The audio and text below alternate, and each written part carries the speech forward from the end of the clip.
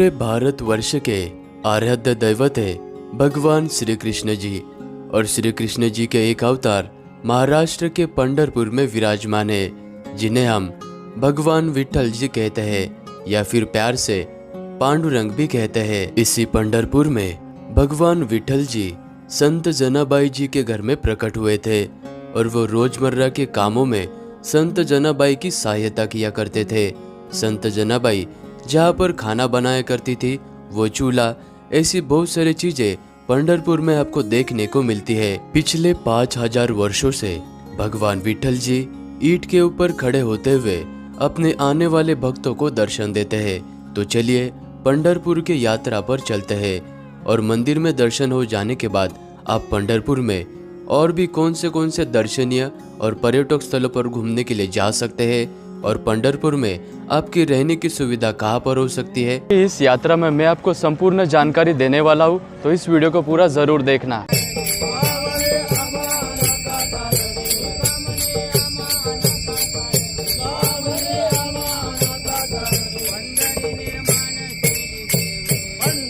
पंढरपुर में आने के बाद पंढरपुर की दर्शन यात्रा शुरू करने से पहले मुख्य विठल रुक्मिणी मंदिर से मात्र 5 मिनट की दूरी पर आपको ये श्री कृष्ण जी का मंदिर नजर आएगा।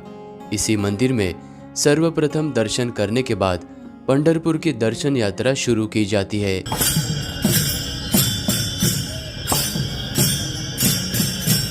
प्राचीन चली आ रही प्रथा के अनुसार वारकरी भक्तगण अपने पंढरपुर की परिक्रमा की शुरुआत इसी कृष्ण जी के मंदिर के यहाँ से करते हैं और बाद में चंद्रभागा नदी के किनारे पर चलते हुए पूरे पंढरपुर नगर की परिक्रमा करते हैं। पंढरपुर में आप सीधे तौर पर भगवान विठल जी का दर्शन नहीं कर सकते हैं। भक्त पुंडलिक के कारण ही भगवान विठल जी यहाँ पर विराजमान है, तो सबसे पहले आपको संत पुंडलिक के दर्शन करने होते हैं। चंद्रभागा नदी के किनारे पर बना हुआ ये संत पुंडलिक महाराज जी का मंदिर, और इस मंदिर की तरफ जब आप चलकर आ रहे होगे तो रास्ते के बीच में आपको ये प्राचीन द्वारकाधीश मंदिर नजर आएगा।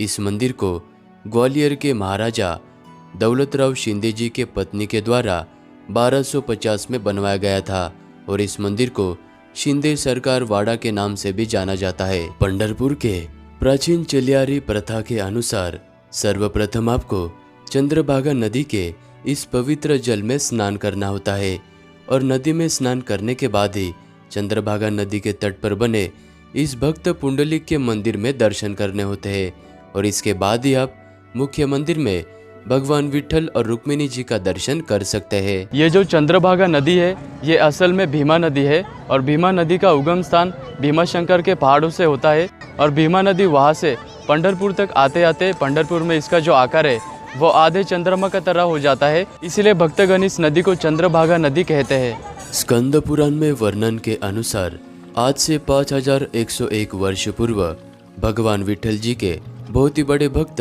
संत पुंडलिक हुआ करते थे और भक्त पुंडलिक के भक्ति से प्रसन्न होने के बाद भगवान विठल जी स्वयं वहां पर भक्त पुंडलिक को दर्शन देने के लिए प्रकट हुए थे।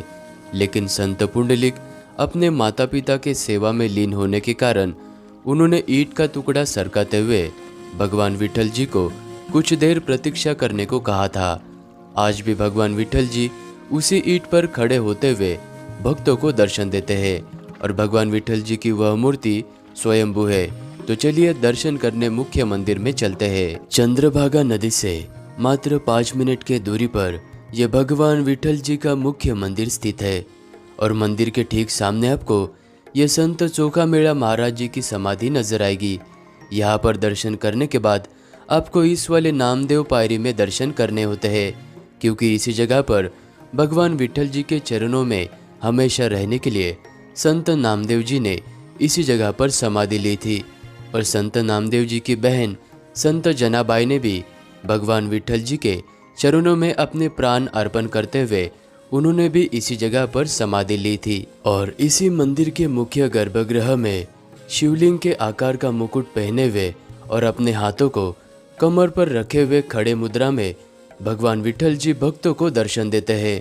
और इसी मंदिर के परिसर में आप माता रुक्मिणी का भी दर्शन करते हैं और दर्शन करने के बाद आप उत्तर और पश्चिम द्वार से बाहर आते हो और बाहर आने के बाद यहाँ पर आप 20 रुपए में लड्डू प्रसाद भी ले सकते हैं।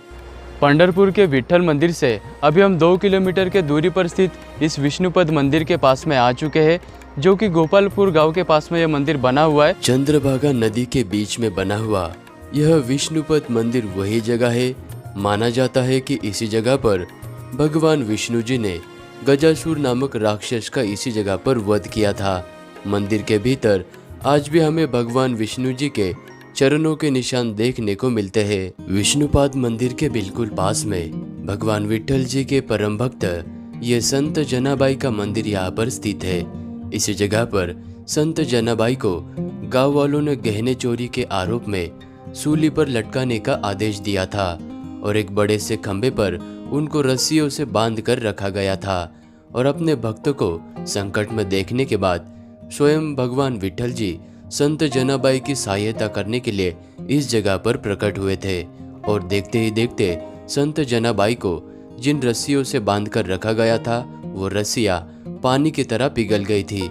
और ये सारा चमत्कार देखने के बाद गांव वालों ने संत जनाबाई से माफी मांगी और कुछ साल गुजर जाने के बाद यहाँ पर यह उनका मंदिर बनाया गया। विष्णुपाद मंदिर से मात्र 10 मिनट के दूरी पर यह गोपालपुर गांव स्थित है और इसी गांव में इसी जगह पर संत जनाबाई रहा करती थी। इस जगह पर संत जनाबाई जहाँ पर खाना बनाया करती थी वो उनका चूल्हा और संत जनाबाई की सारी चीजें यहाँ पर भक्तों को देखने के लिए संभाल कर रखे हैं, तो यहाँ पर भी आप जरूर आना। अभी हम कैकाड़ी महाराज जी के मंदिर के पास में आ चुके हैं। ये मंदिर विट्ठल रुक्मिणी मंदिर से 1.5 किलोमीटर के दूरी पर है। कैकाड़ी महाराज जी ने हिमालय के पर्वतों में 5 वर्षों तक कठोर तपस्या करने के बाद वो इस जगह पर आए थे और इस मंदिर का निर्माण कैकाड़ी महाराज जी ने करवाया था। इस मंदिर के अंदर आपको संपूर्ण भारत के दर्शन होते हैं, प्राचीन भारत से लेकर आधुनिक भारत तक, यानी कि हमारे भारत के साधु संत, रामायण, महाभारत, ये सारे प्रसंगों को यहाँ पर दर्शाया गया है।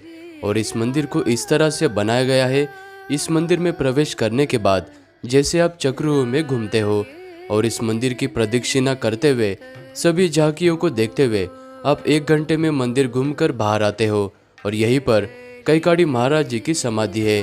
वक्त मिलने पर आप इस मंदिर को जरूर विजिट करना। अभी हम विट्ठल रुक्मिणी मुख्य मंदिर से 3 किलोमीटर के दूरी पर स्थित इस तुलसी वृंदावन उद्यान में आ चुके हैं। यमाई तालाब के पास में बना हुआ इस उद्यान को महाराष्ट्र के फॉरेस्ट डिपार्टमेंट के द्वारा बनाया गया है।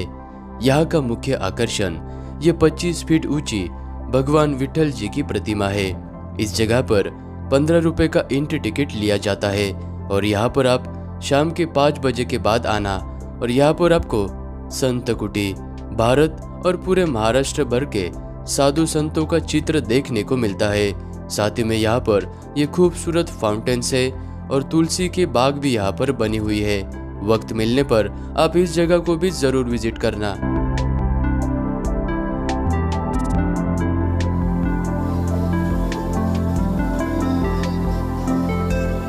पंढरपुर में आने वाले भक्तों के लिए यहाँ पर संत गजानन महाराज ट्रस्ट की तरफ से उनके रहने की सुविधा यहाँ पर की गई है। इस भक्ति निवास में आप बहुत ही कम दाम में रुक सकते हैं और इसी भक्ति निवास से मात्र 10 मिनट के दूरी पर पंढरपुर का विट्ठल रुक्मिणी भक्त निवास स्थित है।